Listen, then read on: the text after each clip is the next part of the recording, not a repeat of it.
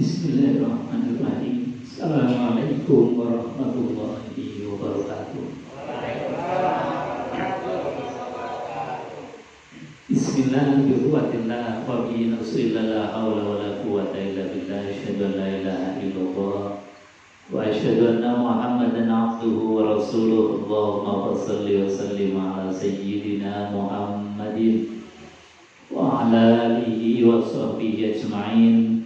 Rabbi shrah li sadri wa yassir li amri wa hlul 'uqdatam min lisani yafqahu qawli. Amma ba'd.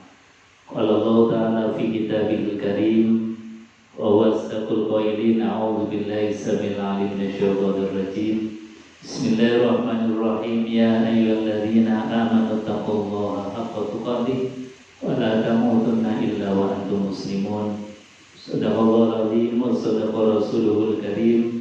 Wa nahnu ala dzalika minasyahidin walhamdulillahirabbil alamin. Yang saya hormati pimpinan Resos Mardi Waluyo, Mardi Utomo, yang dimuliakan Allah Subhanahu wa taala beserta jajarannya, juga penghuni Resos yang dimuliakan Allah Subhanahu wa taala. Pertama dan yang paling utama tentu kita bersyukur kepada Allah biqauli alhamdulillahirabbil alamin. Karena bagaimanapun kita diberikan nikmat yang tidak terhingga oleh Allah Subhanahu wa taala. Salah satu nikmat yang terbesar yang patut kita syukuri adalah nikmat iman, nikmat Islam, dan juga nikmat sehat. Alhamdulillah. Kenapa harus disyukuri? Karena teorinya syukur itu orang yang terima kasih la azidannakum, pasti nikmatnya ditambah bukan hanya di dunia, tetapi ada kepastian bahwa nanti di akhirat kita diberikan oleh Allah Subhanahu wa taala satu reward, satu hadiah yang istimewa. Apa hadiahnya? Kata Allah Subhanahu wa taala, orang yang suka bersyukur. Syukur itu artinya terima kasih. Enggak mudah untuk Rasulullah, enggak mudah untuk putus asa. Itu kata Allah Subhanahu wa taala, orang yang enggak putus asa itu luar biasa. Itu artinya orang yang husnudzon sama Allah. Bersyukur kepada Allah Subhanahu wa taala dalam keadaan lapang maupun dalam keadaan sempit, dalam keadaan senang maupun dalam keadaan duka, masih mengucapkan alhamdulillah. Ini hadis diriwayatkan di dalam kitab Al-Adhkar Nawawiyah.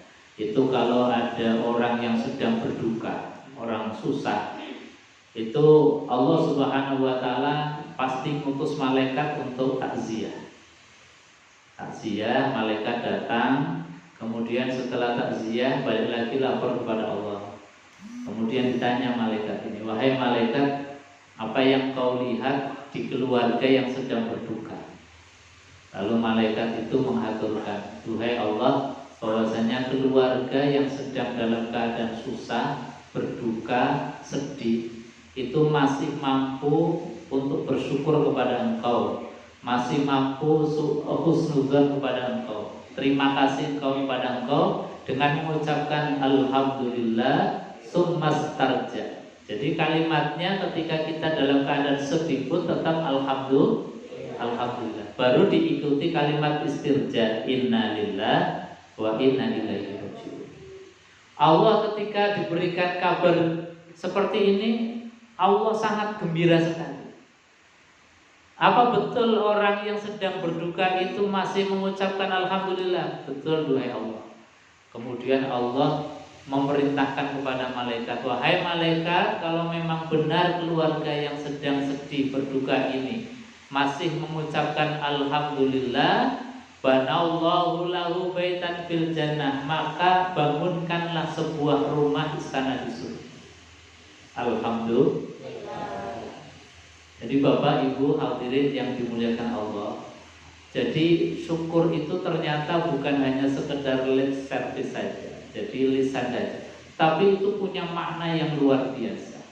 Bahkan Allah ngasih hadiah rumah di surga. Mungkin kita di dunia nggak punya rumah, nggak apa-apa. Mungkin kita di dunia nggak punya harta, nggak punya sanak saudara, tapi kalau masih punya syukur, husnuzon sama Allah Subhanahu wa Ta'ala, yakin bahwa nanti di surga pasti akan dibangunkan rumah oleh Allah Subhanahu. Purun boten Bu? Purun boten Pak? Syaratnya apa? Syukur. Jadi jangan pernah mengeluh, jangan pernah kita kemudian sedih, dan syukuri apa yang ada. Karena apa? Nikmat yang Allah berikan kepada kita yang melekat di tubuh kita saja sudah nggak terhingga. Coba panjenengan bisa ngitung nikmat dari ujung rambut sampai ujung kaki. Yang nempel di tubuh kita saja nggak pernah bisa kita hitung. Sudah berapa nikmat yang sudah kita makan, yang sudah kita minum. Itu saja kalau kita rasakan, ya Allah, ternyata nikmat Engkau memang sudah tidak terhingga lagi.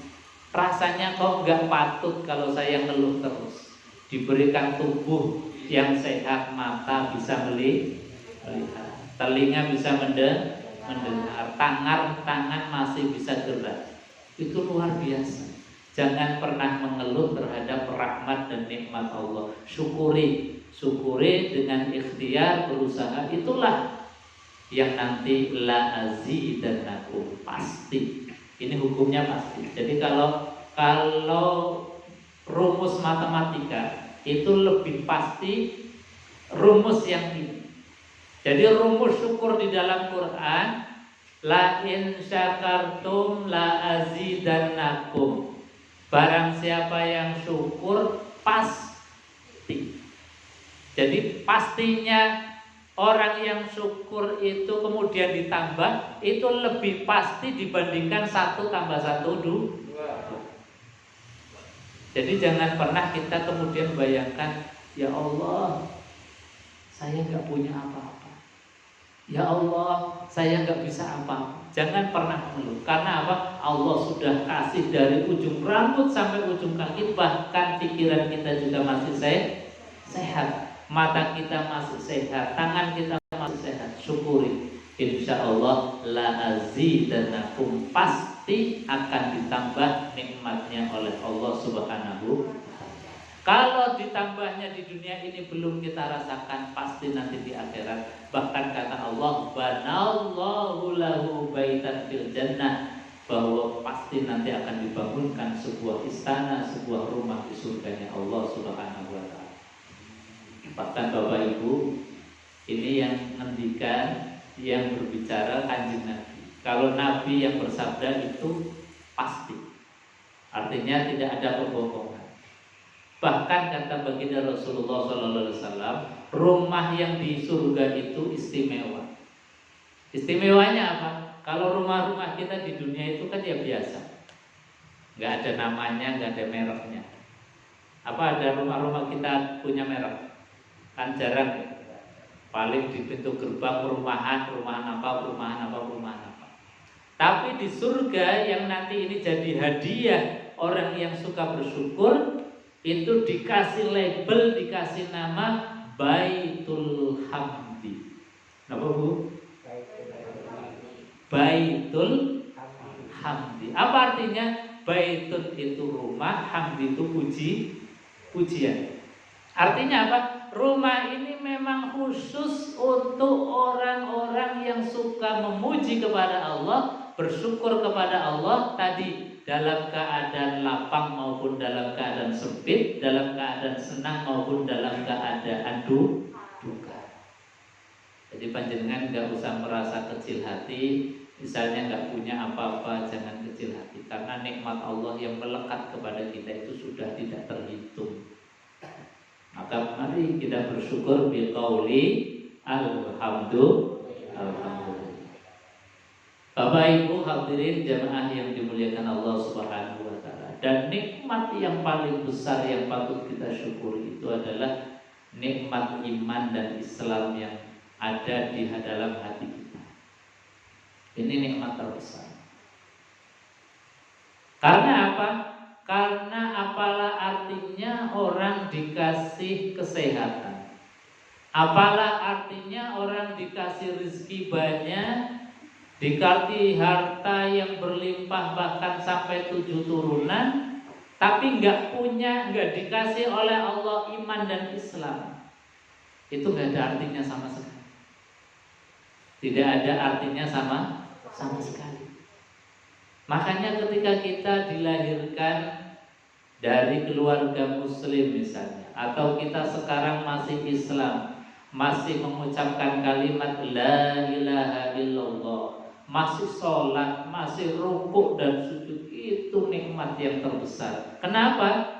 Karena nikmat qaul la ilaha illallah itu nikmat yang akan menyelamatkan dunia dan akhirat kita. Harta boleh jadi bisa menyelamatkan orang di dunia, tetapi belum tentu bisa menyelamatkan di akhirat. Sehat juga sama, bisa menyelamatkan orang, bisa bahagia di dunia, tapi belum tentu orang sehat itu bisa menyelamatkan dia di akhirat. Banyak orang yang sehat malah dugem. Gitu mau betul.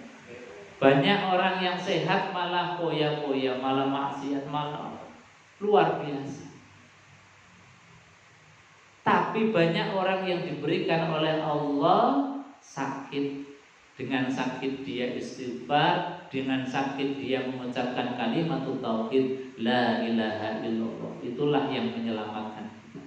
Makanya Bapak Ibu, kalau kita masih memegangi satu kalimat tauhid la ilaha illallah, pegang terus sampai akhir hayat kita, karena kalimat itulah yang akan menyelamatkan kita. Amin Allahumma amin. Kenapa? Karena kalimat tauhid la ilaha illallah itu disifati sebagai kalimatul haq. Kenapa Bu? Kalimatul haq. Kalimat yang hak. Kalimat yang benar. Yang kebenarannya itu absolut. Absolut itu apa? Absolut itu tidak bisa dibantahkan, tidak bisa dibatalkan, tidak bisa dirusak oleh perilaku sosial kita apapun. Meskipun perilaku sosial kita di dunia ya macam-macam. Ada yang mungkin karena kepepet kemudian ya kadang-kadang menzolimi orang, atau mengambil yang bukan haknya, atau macam-macam perilaku sosial. Ada yang maksiat, ada yang zina, ada yang mencuri, macam-macam perilaku sosial. Tetapi perilaku sosial itu tidak bisa merusakkan kalimat tauhid la ilaha illallah. Meskipun perilaku sosial itu ada konsekuensinya, ada hukumnya sendiri. Mencuri ya pasti ada hukumannya. Maksiat juga ada hukumannya. Menzolimi orang lain juga ada hukumannya. Tetapi perilaku sosial ini tidak bisa merusak kalimat tauhid. Karena apa? Karena kalimat ini adalah kalimat yang sakral, kalimatul haq, kalimat yang kebenarannya absolut. Absolut itu begini gambarannya. Misalnya 1 tambah 1 berapa Bu? 2. Kira-kira yang ngomong 2 itu harus orang pintar apa orang yang gak sekolah boleh ngomong? Semuanya kan? Apakah yang boleh ngomong itu cuma orang yang pintar, atau orang yang benar, atau orang yang baik saja? Semuanya. Orang yang baik yang mengatakan 1 tambah 1 2. Orang yang zalim, orang yang maksiat, orang yang koruptor, pencuri dan lain sebagainya, orang ketika mengucapkan 1 tambah 1 juga pasti 2. Enggak boleh dibatalkan. Enggak boleh misalnya ada koruptor atau pencuri, kemudian ngomong 1 tambah 1 2. Kamu boleh, kamu bukan orang baik. Enggak bisa dibatalkan dengan perilaku sosial. Itu namanya kebenaran absolut. Nah, kebenaran la ilaha illallah ini lebih absolut dibandingkan dengan 1 tambah 1 2. Sekali lagi, kebenaran kalimatul haq la ilaha illallah itu lebih absolut dibandingkan dengan 1 tambah 1 2. Dibandingkan dengan misalnya ini warnanya apa? Hijau. Nggak bisa dibantahkan. Oh, kamu orang nggak baik, nggak boleh ngomong hijau. Semuanya ya pasti ngomong hijau. Lantai semuanya ngomong putih. Itu namanya kebenaran absolut. Tidak bisa dibantahkan oleh perilaku sosial apa. Makanya kebenaran absolut kalimat la ilaha illallah ini adalah kalimat yang memang menyelamatkan kita di dunia dan di akhirat.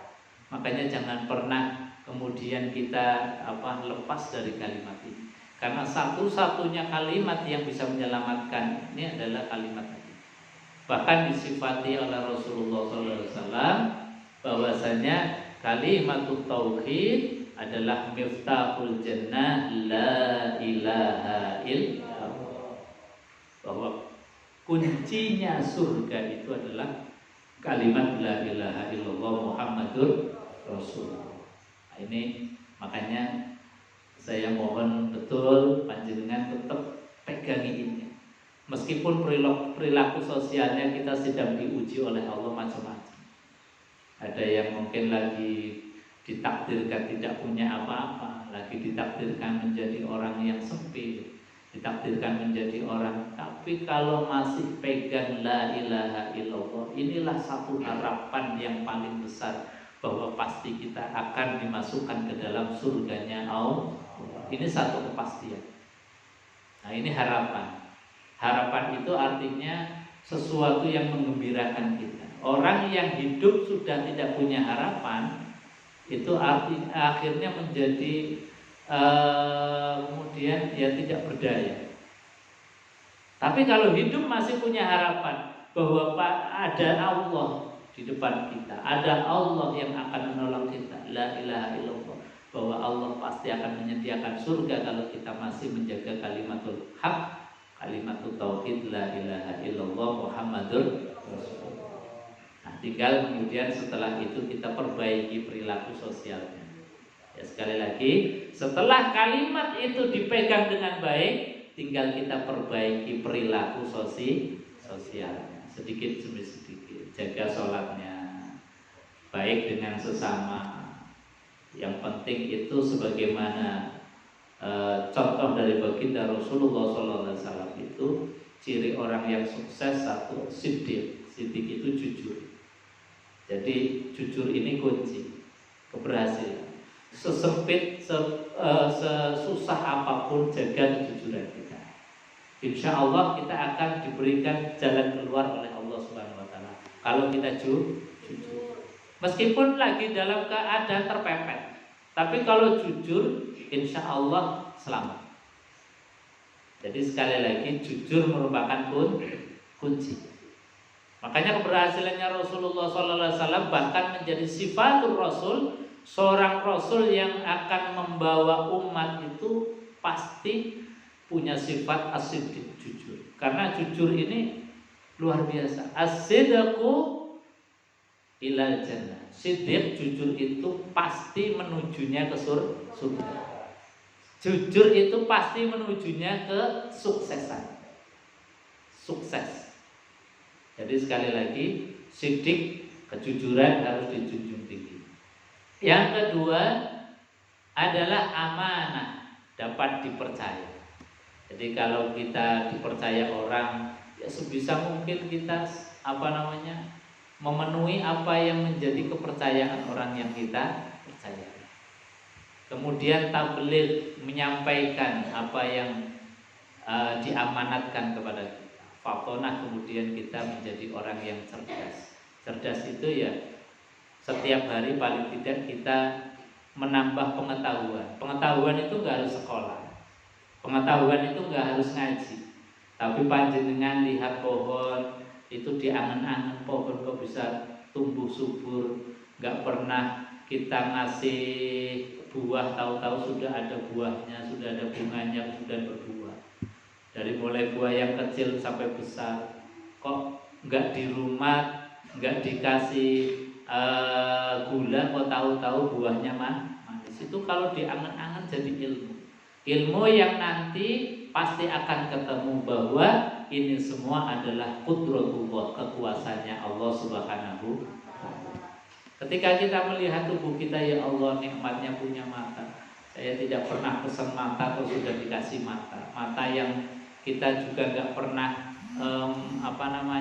untuk bengkel tahu selama ini juga masih sehat-sehat saja. Kita nggak pernah merawat juga masih sehat-sehat saja. Kita juga makan, kemudian makan menjadi darah, menjadi kemudian tubuh kita menjadi kuat. Siapa yang menguatkan? Kalau kita angan-angan, kita pikir, oh iya, ini semuanya adalah kudrahnya Allah Subhanahu. Jadi semua dapat menjadi ilmu kalau kita angan-angan, kalau kita pikir. Jadi sekali lagi Bapak Ibu hadirin jemaah yang dimuliakan Allah Subhanahu wa taala, dan sekali lagi bahwa nikmat terbesar kita yang diberikan oleh Allah Subhanahu wa taala adalah nikmat iman dan nikmat Islam. Kita sudah punya kunci, tinggal kita jaga, kemudian perbaiki perilaku sosial kita sedikit demi sedikit. Insya Allah kita semua akan menjadi orang yang sukses baik di dunia maupun di akhirat. Amin Allahumma amin. Bapak Ibu hadirin jemaah yang dimuliakan Allah Subhanahu wa taala. Kemudian yang terakhir saya menyampaikan bahwa kenapa kita harus ngaji, apalagi di pandemi semacam ini. Ini apalagi pandeminya mulai menggila lagi, sudah mulai merah barat, di mana-mana banyak yang terkena. Makanya kita yang penting waspada, jaga diri, dan semoga semuanya disehatkan oleh Allah Subhanahu wa taala. Amin ya rabbal alamin. Kenapa kita harus ngaji termasuk dalam keadaan pandemi ini? Karena baginda Rasulullah Shallallahu Alaihi Wasallam itu mengingatkan kepada kita, ad-dunya mal'unatun mal'unun ma fiha illa zikrullah wa ma wala au aliman au muta'alliman. Jadi ngaji ini kata Rasulullah Shallallahu Alaihi Wasallam itu bagian dari solusi. Sekali lagi ngaji, mau kita belajar, masih mau belajar, itu bagian dari solusi. Karena baginda Rasulullah mengatakan ad-dunya mal'unatun. Dunia ini hakikatnya itu dilaknat. Dilaknat itu ya dibenci. Kenapa dilaknat? Karena memang dunia ini isinya orang-orang ketika dikasih nikmat seringkali lupa. Gini apa betul? Dikasih makan juga kadang-kadang nggak mau terima kasih sama yang ngasih makan. Disuruh bismillah saja kalau mau makan, rasanya beratnya minta ampun. Dikasih minum setiap hari oleh Allah juga kadang-kadang lupa. Bukan kadang-kadang lagi, seringnya kita lupa terhadap yang ngasih minum. Dikasih sehat oleh Allah Subhanahu wa taala juga sering kali kita lupa. Makanya disifati oleh baginda Rasulullah, ad-dunya mal'unatun. Dunia ini sesuatu yang dilaknat, karena memang manusia itu sering kali bahkan banyak lupanya dibandingkan dengan ingat terhadap yang memberi nikmat. Makanya disifati mal'unatun. Nah, gambarannya gini, kita punya kendaraan. Kendaraan kita tahu-tahu ada orang yang menggunakan kendaraan kita. Sudah nggak izin, muter-muter sampai bensinnya habis, bahkan kendaraan kita sampai rusak. Kira-kira mangkel nomor. Nah, kita punya makanan di rumah. Ada orang tahu-tahu selunang-selunung masuk rumah, makan, gak izin, gak bilang, semuanya dihabisin, pergi aja. Pasti yang punya rumah itu dongkol. Kita punya kos-kosan, tahu-tahu ada orang masuk, tinggal di situ, tidur di situ, mandi di situ, pakai listrik sembarangan, gak pamit, gak poyan, gak bayar. Kira-kira yang punya kos-kosan mangkel nopo dugal? itulah gambarannya. Kita ini di dunia itu seperti itu. Kita dikasih makan oleh Allah Subhanahu wa taala, dikasih minum yo gratis, nggak bayar. Kita dikasih udara juga gratis, nggak usah bayar. Andai kata kita bernafas itu suruh bayar, sudah berapa tabung oksigen saja kita bayar. Itu tabung oksigen baru udara yang kita hirup. Belum yang lain. Kita disuruh tinggal di dunia ini, di buminya Allah Subhanahu wa taala ini. Enggak bayar, disuruh pokoknya tinggal, nikmati. Kok kita ini enggak syukur kepada Allah Subhanahu wa taala? Maka terhadap orang yang enggak syukur ini Allah bencinya luar biasa. Kata Allah Subhanahu wa taala, barang siapa yang dikasih nikmat oleh Allah kok enggak mau bersyukur, dan ketika diberikan ujian oleh Allah Subhanahu wa taala tidak mau bersabar, dan ketika diberikan ketetapan oleh Allah kok enggak ridho, enggak rela, fal yakhruj minas sama, maka kata Allah silahkan keluar dari kolong langit bumi ini. Ini diusir oleh Allah kalau orang enggak mau terima. Jadi Allah itu luar biasa marahnya kalau siapapun kemudian nggak terima kasih, nggak bersyukur kepada Allah. Kata Allah, fal yakhruj minas samai wal yatlub rabban siwaya. Silahkan keluar dari kolong langit bumi ini. Kalau kita diusir dari Resos ini masih ada tempat lain. Diusir dari Semarang masih ada tempat yang lain. Diusir bahkan dari Indonesia masih ada negara lain. Tapi ini diusir dari kolong langit bumi yang ngusir Allah Subhanahu wa taala. Bahkan kata Allah, fal yatlub rabban siwaya, silahkan cari Tuhan selain aku. Nah, ini kan sudah marahnya banget. Jadi marah yang murakkab, marah yang banget Allah Subhanahu wa taala. Makanya sekali lagi mari kita syukuri terhadap apapun nikmat dari Allah Subhanahu wa taala. Biqauli alhamdulillahirabbil alamin. Jadi sekali lagi kenapa kita harus ngaji? Karena di antara fadilah keutamaannya ngaji itu menjadi solusi. Solusinya apa? Dunia ini kemudian tidak dilaknati lagi, tapi menjadi rahmat, menjadi kasih sayang. Karena apa? Dengan orang ngaji itu pasti kenal terhadap Allah. Kemudian diingatkan lagi bahwa Tuhan kita itu Allah, yang memberi makan kita Allah, yang memberi hidup kita Allah, yang memberi kesempatan Allah. Semuanya Allah Subhanahu wa taala. Maka dunia yang asalnya ini dilaknat, gara-gara kita masih mau ngaji, masih mau mendengarkan, masih mau belajar, insya Allah kemudian menjadi rahmat. Ini maka sekali lagi pentingnya ngaji walaupun sebentar, walaupun mungkin seminggu sekali atau sebulan sekali. Jangan pernah menyepelekan. Karena apa? Itu yang membuat kita asalnya dibenci, dilaknat, kemudian dirubah posisinya menjadi rahmat, disayangi oleh Allah Subhanahu wa taala. Sebab apa? Bagaimanapun orang kalau masih mau ngaji, itu masih ada toleransi. Toleransi itu keringanan. Misalnya kita sholat belum bisa bagus benar, syaratnya, rukunnya masih ada yang kurang-kurang. Tapi gara-gara kita masih mau ngaji, itu masih ditoleransi. Oh ya, si fulan itu mungkin rukuknya, sujudnya belum benar, bacaannya belum benar, tapi karena masih mau ngaji ya sudah dianggap sah saja. Asal masih mau ngaji. Jadi ngaji itu bukan sekedar kita disuruh atau menjadi program dalam Resos, tidak. Tapi ini menjadi kebutuhan kita bahwa ngaji walaupun hanya mendengarkan pasti akan menjadi atau mendapatkan inspirasi, mendapatkan ilmu untuk perubahan perilaku kita dalam keseharian. Apalagi perilaku di dalam ibadah kita, perilaku akhlak kita kepada Allah Subhanahu wa taala.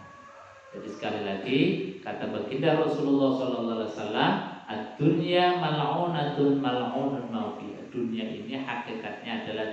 dilaknat oleh Allah Subhanahu wa taala. Illa zikrullah, kecuali kalau kita di dunia ini kemudian ingat Allah, ingat zat yang menciptakan kita, ingat zat yang memberikan rezeki kita, ingat zat yang menghidupkan dan mematikan kita. Au aliman au muta'alliman, atau masih kita mau berproses aliman, yang alim, yang pinter, yang masih mau ngajar, yang belum pinter masih mau belajar. Orang yang masih dalam proses belajar dan mengajar ini menghilangkan sifat daripada laknatnya Allah Subhanahu wa taala.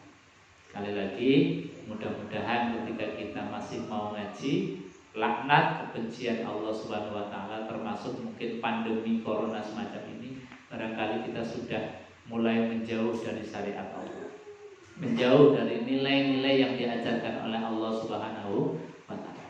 Maka mari kita kembali lagi bahwasanya kita hidup dari Allah dan akan kembali kepada Allah Subhanahu wa taala. Maka watazawwadu fa inna khairaz zadi taqwa, berbekalah olehmu sekalian karena sebaik-baik bekal adalah bekal takwa kepada Allah Subhanahu wa taala. Bapak dan Ibu hadirin jemaah yang dimuliakan Allah Subhanahu wa taala, saya kira itu biasanya sampai jam berapa? Cukup ya? Kalau ada pertanyaan atau